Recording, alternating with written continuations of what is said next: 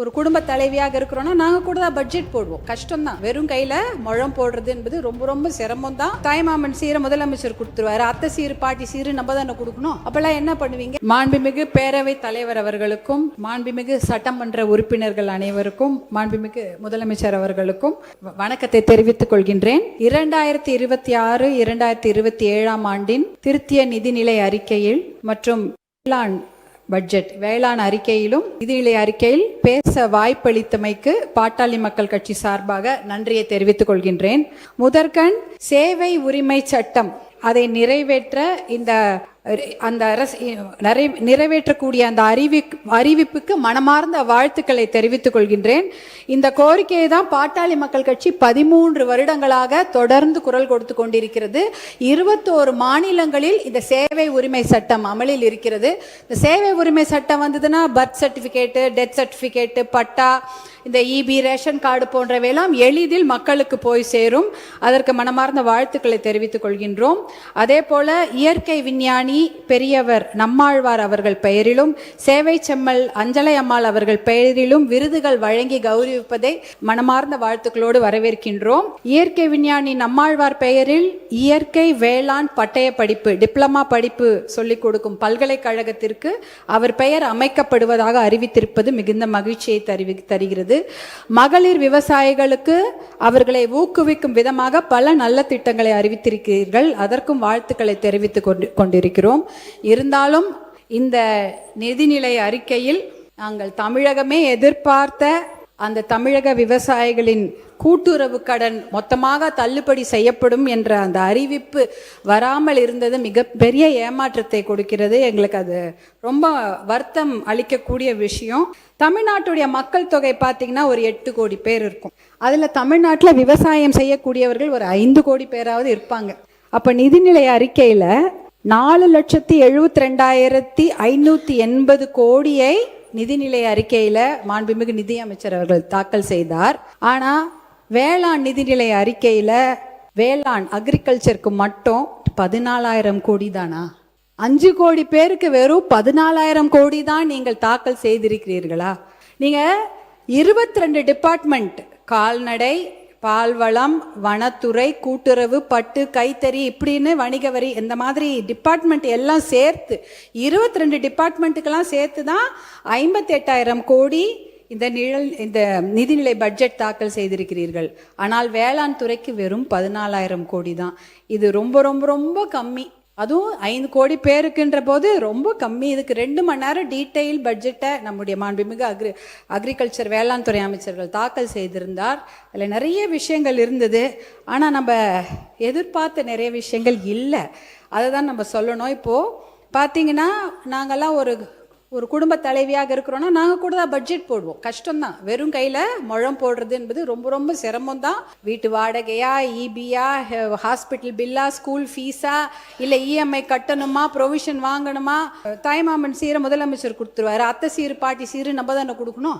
அப்போல்லாம் என்ன பண்ணுவீங்க? எவ்வளோ வேலை இருக்கிறது. இதையெல்லாம் மனதில் வைத்துக்கொண்டு தான் ஒரு பட்ஜெட் ஒரு குடும்ப தலைவி போடுவாங்க. நீங்களும் அதை மாதிரி தான் மனசில் வைத்துக்கொண்டு இஎம்ஐக்கு 78,680 கோடி போட்டிருக்கிறீங்க. அரசு இயந்திரம், அதாவது ஒரு கவர்மெண்ட் மிஷினரி நல்லா நடக்கணும்னா 91,032 crores. அதே போல் பென்ஷனுக்கு 41,846 கோடி. டோட்டலாக பார்த்தீங்கன்னா 1,32,878 கோடி ரூபாய்கள் நம்ம கவர்மெண்ட் மிஷினரி, அரசு இயந்திரம் நல்லா நடக்கணும், மக்களுக்கு சேவை செய்யணுன்றதுக்காக கொடுத்துருக்கிறீங்க. மானியம் பார்த்தீங்கன்னா 1,74,494 கோடி. இது என்ன பார்த்தீங்கன்னா விவசாயத்துக்கு மட்டும் இலவச கரண்ட்டில், எல்லாத்துக்குமே வீடுகளுக்கு கூட ஒரு சில யூனிட் வந்து அது கொஞ்சம் மானிய விலையில தான் கொடுப்போம். சத்துணவு, அப்புறம் இந்த கேஸ் சிலிண்டர், வீடு, எல்லாத்துக்குமே மானியம் இருக்கிறது. விவசாயத்துக்கு மட்டும் இல்லை, மொத்தமாகவே மானியத்துக்கு 1,74,000 கோடி, 74,494 கோடி வழங்கி இருக்கிறீர்கள். இவ்வளவையும் வழங்கிட்டு விவசாயத்துக்கு 14,000 கோடி தான் கொடுத்துருக்கிறீங்க. அப்போ பெண்கள் பட்ஜெட் போடும்பொழுது குழந்தைங்களுக்கு சாப்பாடு போடாமல் இருந்துருவாங்களா? சாப்பாடு போட்டு தான் ஆகணும். அப்போ அந்த சாப்பாடு போடுற அந்த விவசாயிக்கு பட்ஜெட் ஏன் இவ்வளோ கம்மியாக போட்டீங்க? அதுதான் எங்களுடைய கேள்வி, வேற எதுவும் இல்லை. இந்த பட்ஜெட்டில் மூலதன செலவுகளுக்கு 56,985 கோடி ஒதுக்கி இருக்கிறீர்கள். அது பார்த்தீங்கன்னா இன்ஃப்ராஸ்ட்ரக்சர் டெவலப்மெண்ட், ரோடு, அப்புறம் ஹாஸ்பிட்டலு, பிரிட்ஜு, ஸ்கூலு, இதுக்கெல்லாம் நீங்கள் ஒதுக்கியிருக்கிறீங்க. ஆனால் இதில் முக்கியமாக ஒதுக்க வேண்டியது என்னன்னு பார்த்தீங்கன்னா, கிட்டத்தட்ட நீர்ப்பாசன திட்டங்களுக்கு நிதியை அதிகமாக ஒதுக்கி இருக்க வேண்டும். இந்த நீர்ப்பாசன திட்டங்கள் பேரை மட்டும் படிச்சிடுறேன். காவிரி குண்டாறு இணைப்பு திட்டம், தர்மபுரி காவிரி உபர்நீர் திட்டம், அரியலூர் சோழர் பாசன திட்டம், காவிரி சரபங்கா திருமணி முத்தாறு கால்வாய் இணைப்பு திட்டம், நந்தன் கால்வாய் திட்டம் மற்றும் தென்பெண்ணை துறிஞ்சலாறு இணைப்பு திட்டம், பாலாற்றில் தடுப்பணைகள் பாசன திட்டம், பாண்டியாறு புன்னம்புழா திட்டம், அத்திக்கடவு அவிநாசி திட்டம் 2.0, மேட்டூர் அணை வலதுகரை கால்வாய் நீட்டிப்பு திட்டம், தோணிமடுவு பாசன திட்டம், படேத்தலாவ் ஏரி கால்வாய் திட்டம், பாலேகுழி ஏரி கால்வாய் திட்டம், இத்தனை திட்டங்கள் இருக்கிறது. இந்த திட்டங்களுக்கு, நீர்ப்பாசன திட்டங்களுக்கு அதிகப்படியான நிதியை மூலதன செலவுகளில் ஒதுக்கி இருக்க வேண்டும். அதாவது பார்த்தீங்கன்னா தமிழ்நாட்டில் 950 மில்லிமீட்டர் மழை வருஷத்துக்கு பெய்யுது. இது போதுமான மழை தான். நம்மளுடைய south west monsoon, north east monsoon, தென்கிழக்கு வடமேற்கு அந்த மான்சூனில் நமக்கு நல்ல மழை பெய்யுது. ஆனால் அந்த மழை தண்ணி எல்லாம் கடலில் வீணாக கலந்துடுது. எப்படி பார்த்தீங்கன்னா முன்னாடிலாம் தமிழ்நாட்டில் மழை ஒரு 50 நாட்களாவது பெய்யும். அப்போ நிலத்தடி நீர் வளம் பெறும், மீதியெல்லாம் கடலுக்கு போயிடும். ஆனால் இப்போ 30 நாளில் இந்த 2 மான்சூன்லையும் மழை பெஞ்சு மொத்தமாக தண்ணிலாம் வேக வேகமாக கடலில் போயிடுது. அதனால இந்த இரிகேஷன் ஸ்கீம்ஸ்னா 2 விதமாக இந்த தண்ணீரை நாம் சேமிக்க முடியும். இந்த மழை தண்ணியை 2 விதமாக சேமிக்கலாம். ஒன்று பார்த்தீங்கன்னா, இந்த தடுப்பணைகள் கட்டலாம். பாலாறில் தடுப்பணைகள் கட்டலாம், காவிரி ஆறில் தடுப்பணைகள் கட்டலாம். அந்த காவிரிக்கு நான் சொன்னேன் 420 கிலோமீட்டர் ஓடுதுன்னு. 10 கிலோமீட்டருக்கு ஒரு தடுப்பணைகள் கட்டினால் கண்டிப்பாக இந்த தண்ணீரை கடலில் போகாமல் நம்மளால் சேமிக்க முடியும். நீங்கள் 420 கிலோமீட்டரில் 10னா 42 தடுப்பணைகள் கட்டணும்னு கூட அவசியம் இல்லை. ஒரு 25-30 தடுப்பணைகள் கட்டினா கூட 20 டிஎம்சி தண்ணீரை நம்ம கடலில் போகாமல் நம்மளே சேர்த்து வச்சுக்கலாம். அந்த 20 டிஎம்சி தண்ணீர் இருந்தால் பாசன திட்டத்துக்கு உபயோகமாயிடும். தர்மபுரிக்கு 2 டிஎம்சி தண்ணி தான் தேவைப்படும், சேலத்துக்கு 5 டிஎம்சி தண்ணி. இப்படி இருந்தாலே இந்த மாவட்டங்கள் விவசாயம் செய்வதற்கு ஏதுவாக இருக்கும். அதாவது காவிரி ஆறு, பாலாறு, எல்லா ஆறுகள், கிட்டத்தட்ட நம்ம ஊர்ல 35 பெரிய ஆறுகள் இருக்கு. அதுல 10 கிலோமீட்டருக்கு ஒரு தடுப்பணை கட்டினால் கடலில் கலக்கும் நீரை நம்ம வேஸ்ட் பண்ணாம அதை நம்ம சேமித்தாலே நம்ம 100 டிஎம்சி தண்ணீர் வரைக்கும் நம்ம தமிழ்நாட்டிலே சேமித்து கொள்ளலாம். இதுக்கப்புறம் யாரையும் கேட்க தேவையில்லை. காவிரி யாருக்கா கர்நாடகா கிட்ட கையேந்த வேண்டியதில்லை, கேரளா கிட்ட இந்த புன்னம்புழா இந்த திட்டத்துங்களுக்காகவும் முல்லை பெரியாருக்கும் கையேந்த வேண்டியது கிடையாது. கிருஷ்ணா கோதாவரிக்காக நம்ம ஆந்திரா கிட்ட கையேந்த வேண்டியது கிடையாது. எல்லாமே நம்ம கிட்ட பெய்கிற மழையை நம்ம தடுப்பணைகள் மூலம் சேமித்துக் கொள்ளலாம். 2வது வழியில் இதே தண்ணீரை சேமிக்க முடியும். அது ஏரி குளங்களை தூர்வாருகின்ற திட்டம். 42,000 ஏரி இருந்தது, இன்னைக்கு 27,000 ஏரி தான் இருக்கிறது. அந்த 27,000 ஏரிகளை தூர்வாரினாலே இதுலயும் கிட்டத்தட்ட 100-150 டிஎம்சி தண்ணீரை தேக்கி வைக்க முடியும். இதுல அது கூட 10 அடி 20 அடி ஆழெல்லாம் தூர் வர தேவையில்லை. ஒரு மீட்டர், அதாவது இவ்வளவுதான் இருக்கும் 1 மீட்டர்னா, இந்த 1 மீட்டருக்கு நீங்க தூர் வாரினாலே, ஏரி குளங்களை தூர் வாரினாலே அந்த தண்ணீரை இதை சேர்த்து வைத்து ஏரியில தண்ணி இருந்ததுன்னா அவங்க கிணத்துல ஆட்டோமேட்டிக்கா தண்ணி வந்துடும். விவசாயியோட கிணத்துல அந்த ஆட்டோமேட்டிக்கா தண்ணி வந்ததுன்னா விவசாயம் நல்லபடியா பண்ணுவாங்க.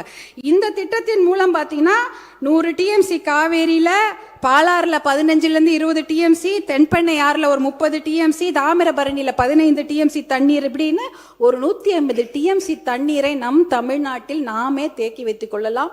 இதுக்கப்புறம் யார்கிட்டையும் தண்ணிக்காக கேட்க வேண்டியதே இல்லை.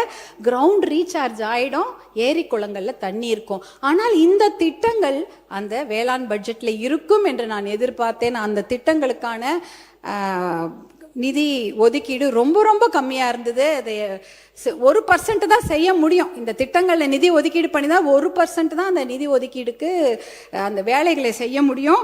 அதே சமயம் இந்த சமயம் பார்த்தீங்கன்னா கிரவுண்டு ரீசார்ஜும் ஆகாது. ஏரி பாசனம் இல்லை, ஆற்று பாசனம் இல்லை, மழை தண்ணியும் வேகமாக கடலில் போயிடுது. எதை வச்சு விவசாயிகள் விவசாயம் செய்வாங்க? அவங்க நிலத்தடி நீரை நம்பித்தான் இருக்கிறார்கள். நிலத்தடி நீர் இப்போ எங்கே போயிடுச்சு? கிட்டத்தட்ட 100 அடி 200 அடி 800 அடிலாம் சில ஊரில் நிலத்தடி நீர் கீழே போயிடுச்சு. அவ்வளோ பெரிய பைப்பு போட்டால் தான் நிலத்தடி நீரை உறிஞ்சி எடுத்து அவங்க பாசனம் செய்ய முடியும். அதுக்காக தான் விவசாயிகள் இலவச மின்சார திட்டத்துக்கு பதிவு பண்ணியிருக்கிறாங்க. கிட்டத்தட்ட 2 லட்சம் பேர் இலவச மின்சார திட்டத்துக்கு பதிவு பண்ணியிருக்கிறாங்க. அதே சமயம் தட்கல் முறையில் கிட்டத்தட்ட 65,000 பேர் பதிவு பண்ணியிருக்கிறாங்க. பார்த்தீங்கன்னா 5 ஹார்ஸ் பவர்லேருந்து 15 ஹார்ஸ் பவருக்கு 2 லட்சத்துலேருந்து 4 லட்சம் ரூபாய் வரைக்கும் அவங்க முன்பணமாக எலக்ட்ரிசிட்டி போர்டுக்கு செலுத்தி இருக்கிறாங்க. மின்சார வாரியத்துக்கு ஒரு 1,500 கோடி ரூபாயை கடன் வாங்கி காலில் இருக்க கொலுசெல்லாம் விற்று, காதில் இருக்கிற கம்மலெல்லாம் விற்று 2 லட்சம் 4 லட்சம் கட்டியிருக்கிறாங்க. இன்னும் அந்த இலவச மின்சார திட்டம் அவர்களுக்கு வழங்கப்படவில்லை. தேர்தல் வந்துருச்சு, அதனால வழங்கவில்லைன்னு சொன்னாங்க. தேர்தல் முடிஞ்சு 2 மாதம் ஆயிடுச்சு. கண்டிப்பாக அந்த இலவச மின்சார திட்டத்தை பதிவு செய்த அந்த விவசாயிகளுக்கு வழங்குமாறு உங்களை அன்போடு கேட்டுக்கொள்கின்றேன். அதே சமயம் பார்த்தீங்கன்னா நிறைய மானியங்களை அறிவித்திருக்கிறீர்கள், நான் பார்த்தேன். ஆனால் இந்த மானியங்கள்லாம் பார்த்தீங்கன்னா 1 ஏக்கர் 2 ஏக்கர் விவசாயிகளுக்கு தெரியவே தெரியாது. ஒரு 20-30 ஏக்கர் வைத்திருக்கிற விவசாயிகளுக்கு தான் இந்த மானியத்தை பற்றி நன்றாக தெரியும். அவங்க தான் ஒரு 2 வீலர் எடுத்துக்கிட்டு பைக் எடுத்துக்கிட்டு அவங்க நகர்ப்புறத்துக்கு போயிட்டு விஏஓ பிடிஓ எல்லாரையும் போய் பார்த்து அந்த மானியத்தெல்லாம் வாங்கிட்டு வருவாங்க. ஆனால் இந்த 1 ஏக்கர் 2 ஏக்கர் எங்கேயோ குக்கிராமத்திலே மலைப்பகுதியில் உட்காந்துருப்பாங்க. அவங்களுக்கு இந்த மானியத்தை பற்றி தெரிய வாய்ப்பே இல்லை. யாரும் போய் அவங்களுக்கு எடுத்து சொல்லவும் மாட்டாங்க. அவங்க ஒரு பஸ் எடுத்துகிட்டு போயிட்டு அதை பற்றி தெரிஞ்சுக்கவும் மாட்டாங்க. ஏன்னா அந்த ஊருக்கெல்லாம் ஒரு பஸ் தான் வரும் காலையில்.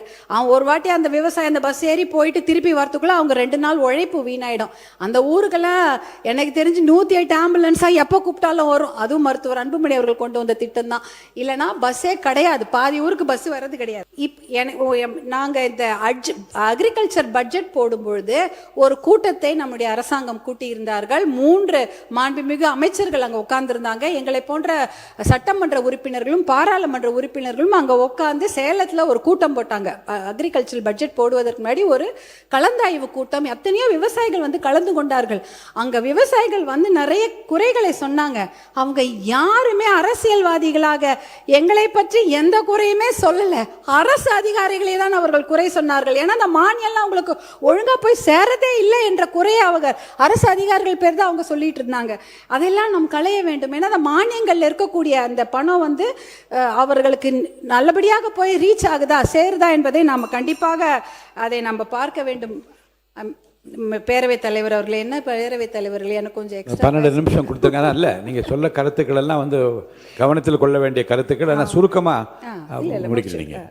அப்போ இப்போ இதுதான் விவசாயத்துக்கு நாம் கொடுக்க வேண்டிய முக்கியத்துவம். அதற்கு ஒரு முதல் மரியாதை கொடுத்து பட்ஜெட் போட வேண்டும் என்று அன்போடு கேட்டுக்கொள்கின்றேன்.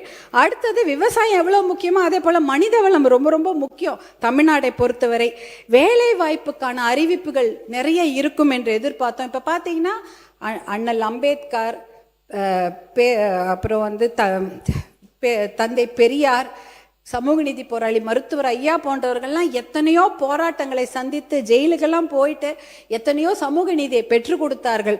அதனால நிறைய பேர் நல்லா படிக்கிறாங்க. ஆனால் அவங்களுக்குலாம் வேலை இல்லை. லட்சக்கணக்கான இளைஞர்கள் படித்து விட்டு வெளியில் வருகிறாங்க. அவங்கெல்லாம் எதிர்பார்ப்பது அரசு வேலை தான். அரசு வேலையில் பார்த்தீங்கன்னா டிஎன்பிஎஸ்சி, டிஆர்பி, அதாவது டீச்சர் ரெக்ரூட்மெண்ட் போர்டு இருக்கு, மெடிக்கல் ரெக்ரூட்மெண்ட் போர்டு இருக்கு, தமிழ்நாடு அரசு பணியாளர் தேர்வாணையம் இருக்கிறது, யூனிஃபார்ம்டு சர்வீஸ் எக்ஸாம், சீருடை பணியாளர் தேர்வாணையம், இத்தனை இருக்கிறது. இந்த எக்ஸாம்லாம் எத்தனையோ பேர், ஒரு 3000 போஸ்ட்டுக்கு 30 லட்சம் பேர் எழுதுறாங்க. எழுதிட்டு என்னன்னா 10 வருஷமா அந்த எக்ஸாம் எழுதுறாங்க, பாஸ் பண்றாங்க, அப்புறமா உங்களுக்கு வேலை கிடைக்கிறது இல்லை. பாஸ் பண்ணிட்டு சர்டிஃபிகேட் வெரிஃபிகேஷன் போகிறாங்க, அப்புறமா உங்களுக்கு வேலை கிடைக்கிறது இல்லை. வேலை கிடைச்சாலும் பணி உயர்வு கிடைப்பதில்லை, பணி உயர்வு கிடைச்சாலும் ஓய்வூதியம் கிடைப்பதில்லை.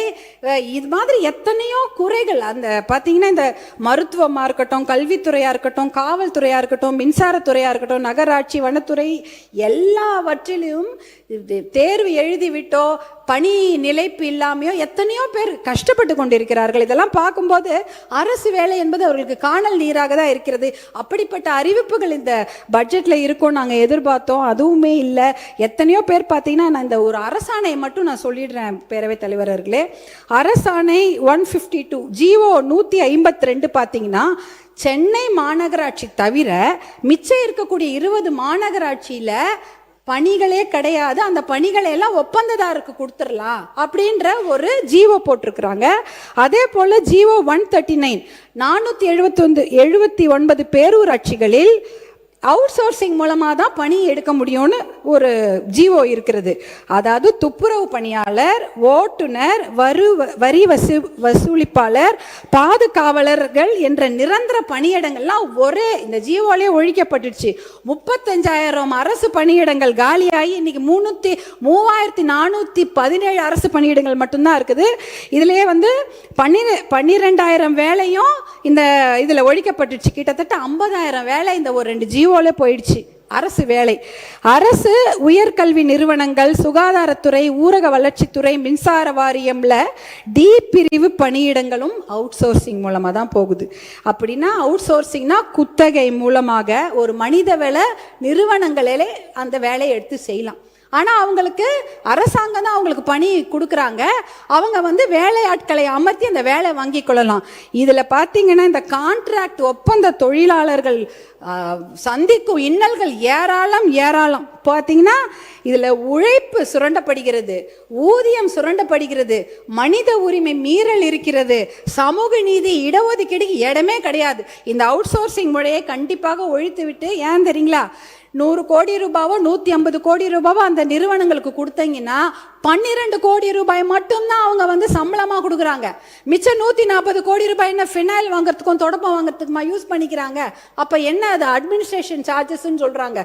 இதெல்லாம் ஒழிச்சிட்டாதான் இடஒதுக்கீடு பாதுகாக்கப்படும், மனித உரிமை மீறலை நம்ம குறைக்கலாம். அதே போல் நீங்கள் பார்த்தீங்கன்னா, அடுத்தது டெம்பரரி தற்காலிக பணியிடங்கள். அந்த தற்காலிக பணியிடங்களில் 5 வருஷம் பணியாற்றினா அவங்களுக்கு நிரந்தர பணியிடமாக ஆக்கி கொடுக்க வேண்டும். இன்னொரு சொல்யூஷன் இருக்கு. தனியார் நிறுவனங்களில் 80% உள்ளூர் இளைஞர்களுக்கு வேலை வாய்ப்பு கொடுக்க வேண்டும் என்ற ஒரு பாலிசி டிசிஷன் சட்டத்தை கொண்டு வந்தால் கண்டிப்பாக அரசு வேலை இல்லைன்னு ஆகிப்போச்சு. அட்லீஸ்ட் தனியார் வேலையிலாவது அவங்களுக்கு ஒரு முன்னுரிமை கிடைக்கும். இந்த பாலிசி டிசிஷன் பார்த்தீங்கன்னா, ஆந்திரா, கர்நாடகா, குஜராத், மகாராஷ்டிரா, ஹரியானாலாம் எடுத்திருக்கிறாங்க. அந்த பாலிசி டிசிஷனுக்கு எந்த ஒரு செலவுமே கிடையாது. ஒரு சட்டத்தை போட்டால் கண்டிப்பாக 80% இளைஞர்களுக்கு தனியார் நிறுவனங்களில் வேலை கிடைக்கும். இது ஒரு சொல்யூஷனாக நாங்கள் சொல்கிறோம். இதை மாற்றம் அப்படின்னு சொல்லிட்டு தான் எல்லாருமே ஆட்சிக்கு வந்திருக்கிறாங்க. இப்படிப்பட்ட ஒரு மாற்றத்தை கொடுக்க வேண்டும் என்பதற்காக தான் 2004 மருத்துவர் அன்புமணி அவர்கள் சுகாதாரத்துறை அமைச்சராக பொறுப்பேற்ற போது நிறைய முன்னேற்றமான திட்டங்களை கொண்டு வந்திருக்கிறாரு. அவர் அதற்காக 4 இன்டர்நேஷனல் அவார்ட்லாம் வாங்கினாரு. ஒரு மாற்றத்தை கொடுக்க வேணும், சிஸ்டத்தை மாற்றணும்னா அது மிகப்பெரிய சிக்கல், மிகப்பெரிய போராட்டம் என்பது நான் கண்கூடாக பார்த்துருக்கிறேன். மிகப்பெரிய ஒரு டொபாக்கோ மாஃபியாவை எதிர்த்து தான் அவர் போராடினாரு. அதற்காக அவருக்கு விருதுகள்லாம் கிடைச்சது. ஸ்டாண்டிங் ஓவேஷன்ல அமெரிக்காவில் கொடுத்தாங்க.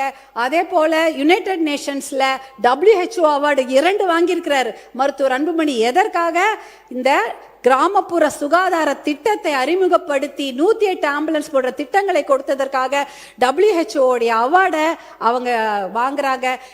டோனி பிளேர், அவர் இங்கிலாந்துடைய prime minister, Bill Gates, Bill Clinton அமெரிக்காவுடைய அதிபர், அதே போல கோய்சுமி சொல்லிட்டு ஜப்பானுடைய பிரதமர், கோஃபி அன்னன் என்ற யுனைடெட் நேஷன்ஸ் ஜெனரல், இவர்கள் வாங்கிய விருதை மருத்துவர் அன்புமணி இந்தியாவில் வாங்கியிருக்கிறாரு. Rotary International award for polio எராடிகேஷனுக்காக, போலியோ ஒழிப்பதற்காக இந்த சாதனைகள் எல்லாம் அவர் செய்ததற்காக அந்த இன்டர்நேஷனல் விருதை அவருக்கு டெல்லியில் கொடுக்குறாங்க.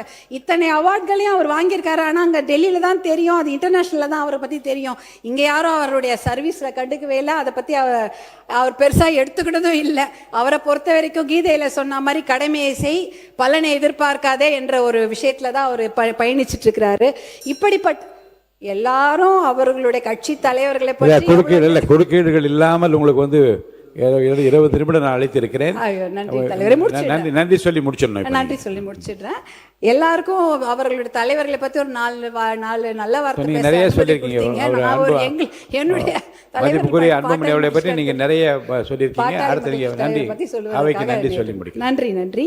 இறுதியாக ஒன்று, சமூக நீதி கணக்கெடுப்பு என்று ஒரு வரலாற்று சிறப்புமிக்க தீர்மானத்தை அறிவிப்பை வெளியிட்டீர்கள். அதற்கு பட்ஜெட் ஒதுக்கி இருந்தால் இன்னும் நன்றாக இருந்திருக்கும். அதே போல கூட்டுறவு கடன் தள்ளுபடியை எதிர்பார்க்கின்றோம். இலவச மின்சாரத்திற்கு உடனடியாக எதிர்பார்த்திருக்கின்றோம். டாஸ்மாக் மதுக்கடைகளை படிப்படியாக மூடி பெண்களுடைய மகிழ்ச்சிக்கும் பாதுகாப்பையும் உறுதி செய்ய வேண்டும். அதற்கான அறிவிப்புகளையும் எதிர்பார்த்து கொண்டிருக்கின்றோம். ஆல்டர்னேட் ரெவென்யூ பற்றிய முழு திட்டங்கள் வேண்டும். அவுட் சோர்சிங் முறை முற்றிலுமாக ஒழிக்கப்பட வேண்டும். தற்காலிக பணி செய்பவர்களுக்கு அது நிரந்தர பணியிடமாக ஆக்கி கொடுக்க வேண்டும். தனியார் நிறுவனங்களில் அந்த இளைஞர்களுக்கு 80% வேலை வாய்ப்பை உறுதி செய்ய வேண்டும். இதெல்லாம் தான் என்னுடைய கோரிக்கை. முக்கியமான கோரிக்கை காவிரி தர்மபுரி உபர்நீர் திட்டத்தை தயவு செய்து மறந்து விடாதீர்கள். அது என்னுடைய முக்கியமான கோரிக்கை. நான் வேற எதுவுமே கேட்கல. தர்மபுரி மாவட்டத்திற்கு காவிரி உபர்நீர் திட்டத்தை கொண்டு வாங்க. நான் இந்த 1 லட்சம் கிராமத்தில் தான் போய் பயணிச்சுட்டு இருக்கிறேன். கிராமத்தில் தான் போயிட்டே இருப்பேன். 1 லட்சம் 2 லட்சம் விவசாயிகளோட கையை போய் பிடிப்பாங்களே. என் கையை பிடிச்சி எனக்கு நன்றி சொல்லுவாங்க. ஏதாவது ஆசையாக கையை பிடிப்பாங்க. அந்த கை எப்படி இருக்குமா தெரியுமா இருக்கும் தலைவர்களுக்கு. அப்படி கரடு முரடா ரஃப்பாக கரம்பு காய்ச்சி போய் காயம் போயிருக்கும் அந்த கை. ஏன்னா அவங்க சேர் சகதியில் மட்டும் இல்லை, பாறையில் வேலை செய்கிறாங்க. மண்ணிலையும் கடப்பாறையிலையும் மண்வெட்டிலையும் வேலை செஞ்சு கையெல்லாம் அவ்வளோ கரம்பாக இருக்கும். அந்த கையை, அந்த விவசாயிகளோட கைகளை விட்டு விடாதீர்கள் என்று உங்களை கேட்டுக்கொண்டு வாய்ப்பளித்த உங்களுக்கு என்னுடைய மனமார்ந்த நன்றியை தெரிவித்து விடைபெறுகிறேன். நன்றி, வணக்கம்.